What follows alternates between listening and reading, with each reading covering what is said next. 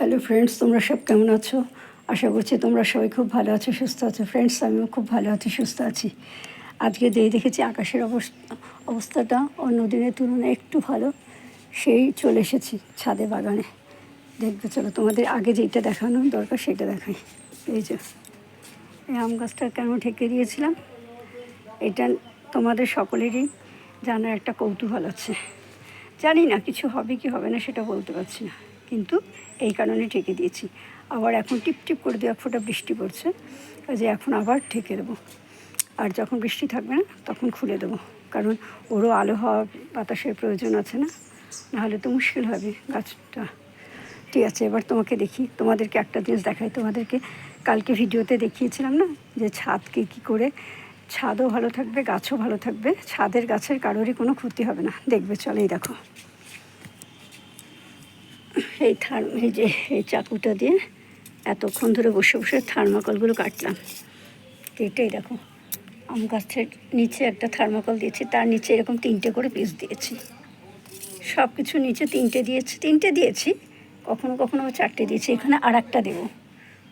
আম গাছটার নিচে এখানে 3টে আছে, এখানে আর একটা দেবো, নাহলে ব্যালেন্স পাবে না। বাই চান্স যদি ঝড়ে পড়ে যায় তাহলে কী হবে, যেইটুকুনি মুকুল এসছে সেইটুকুনি মুকুলও নষ্ট হবে।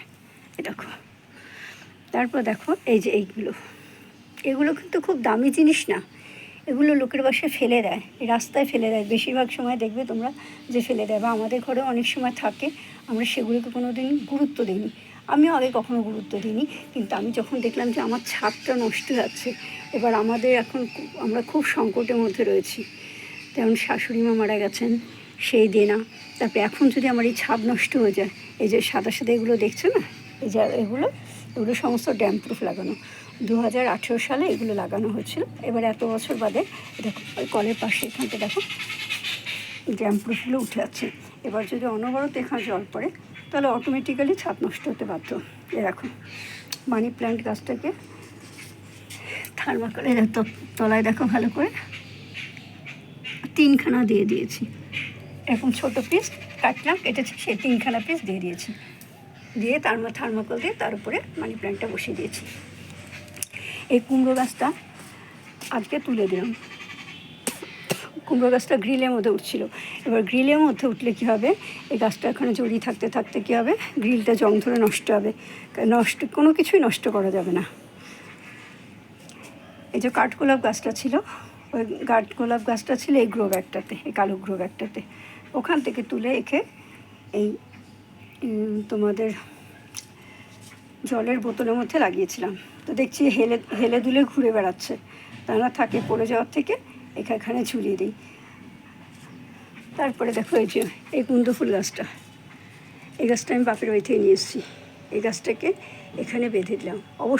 অবশ্যই এখানে দড়িগুলো চেঞ্জ করতে হবে। এখন আপাতত দিলাম বৃষ্টি বলে, পরে সময় সুযোগ করে দড়িগুলো চেঞ্জ করে দেবো। এই দেখো, এইখানে ছিল, এইখানটাতে রাখার ফলে কী হচ্ছে, আমি দেখছি এখানে জং ধরে গেছে। এবার দেখো, কোনো জিনিস নষ্ট করা যাবে না, সেই জন্য আবার বললাম, বারবার এই কথাটা রিপিট করব, নষ্ট করা যাবে না। সেই জন্য কী করলাম, এইখান থেকে যে গাছগুলো ছিল সেগুলো তুলে এইটা আমাদের একটা ফিল্টার ছিল, ফিল্টারটার মধ্যে পদ্ম গাছটা লাগিয়েছি। তার পাশে দেখলাম অনেক জায়গা আছে, তাহলে এক কাজ করি, সবাই মিলেমিশে একসাথে থাকা হোক, সেটাই সবচেয়ে ভালো। কী করলাম, তুলসী গাছগুলো, পদ্ম গাছগুলো সব একসাথে ডালে তার দিয়ে বেঁধে দিলাম। এরকম তার দিয়ে বেঁধে দিয়েছি। এইটা কমলা গাছ না মুসুম্বি গাছ জানি না, বলতে পারবো না। এইটাতে রেখেছিলাম, কিন্তু এইটার থেকে বারবারও দুলে বেড়াচ্ছে, সেই জন্য এইটার থেকে জায়গা চেঞ্জ করে দিলাম। এবার তোমাদের আরেকটা জিনিস দেখাই, গাছ আমি যে এই গাছটা লাগিয়েছি, এগুলো দেখছো সব বালি। এই গাছটা দেখো, রাস্তা যেতে যেতে দেখছি না একটা খুব সুন্দর বাসন্তী কালার ফুল, না এটা ভায়োলেট কালারের ফুল। গাছটাকে একটা ডাল ভেঙে নিয়ে এসেছিলাম, নিয়ে এসে লাগিয়ে দিয়েছি, হয়ে গেছে। আবার দেখো, ওইটা যখন ডালটা অর্ধেক এইখানটা বড় হওয়ার পর দেখলাম ভেঙে গেছে, সেটাকে আমি ফেলে দিলাম না। ফেলে না দিয়ে কী করছি, সেটাকে আমি আবার এই বালির মধ্যে লাগিয়ে দিয়েছি। দেখো, বালির মধ্যে লাগিয়ে দেওয়াতে দেখো আবার এইখান থেকেও পাতা গজিয়েছে। সবথেকে ভালো, সবচেয়ে ইজি প্রসেস হলো সেইটা হলো বালির মধ্যে তুমি যদি যে কোনো গাছের ডাল নিয়ে এসে বালির মধ্যে পুঁতে দাও, পুঁতে দিয়ে সেইটাকে কি করবে, একটু ছাওয়ায় কদিন রাখবে। রাখার পর ওই জায়গার গাছটা যখন একটু ধাতস্থ হয়ে যাবে তখন কী করবে, তাকে বাইরে একটু ছাওয়া ছাওয়া মতন জায়গা রাখবে, তে গাছ তোমার দাঁড়িয়ে আছে। ঠিক আছে ফ্রেন্ডস, আজকের আমার এই টিপসটা তোমাদের কেমন লাগলো অবশ্যই আমাকে কমেন্ট করে জানিও। আমার এই টিপসটা যদি তোমাদের ভালো লাগে তাহলে তোমরা অবশ্যই লাইক করো, শেয়ার করো, সাবস্ক্রাইব করো, আর পাশে থাকা আইকন বেলটা বাজিয়ে দিও। দেখা হবে আগামীকাল নতুন একটা ভিডিওর সাথে। ততক্ষণের মতন তোমরা সবাই খুব ভালো থেকো, সুস্থ থেকো, আমিও ভালো থাকবো, সুস্থ থাকবো। আর একটা জিনিস দেখাচ্ছি তোমাদের, এটা কী গাছ আমি জানি না, ঝিঙেও হতে পারে, শশাও হতে পারে, জানি না। এই পদ্ম ফুল গাছটা ছিল মাদার গাছ, এই গাছটা থেকে সমস্ত শাখা প্রশাখা বেরিয়েছে এগুলো।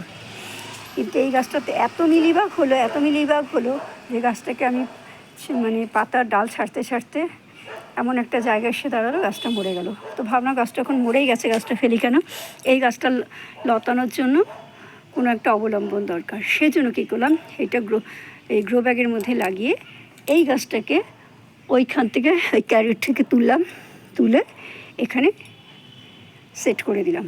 এবার দেখা যাক ও থাকবে কি থাকবে না, সেটা ওরও ভাগ্য, আমারও ভাগ্য। ঠিক আছে ফ্রেন্ডস, আমার এই ভিডিওটা তোমাদের কেমন লাগলো অবশ্যই কমেন্ট করে জানিও। যদি ভালো লাগে তাহলে অবশ্যই লাইক করো, শেয়ার করো, সাবস্ক্রাইব করো, আর পাশে থাকা আইকন বেলটা বাজিয়ে দিও। দেখা হবে আগামীকাল নতুন একটা ভিডিওর সাথে। ততক্ষণের মতন বাই, টাটা।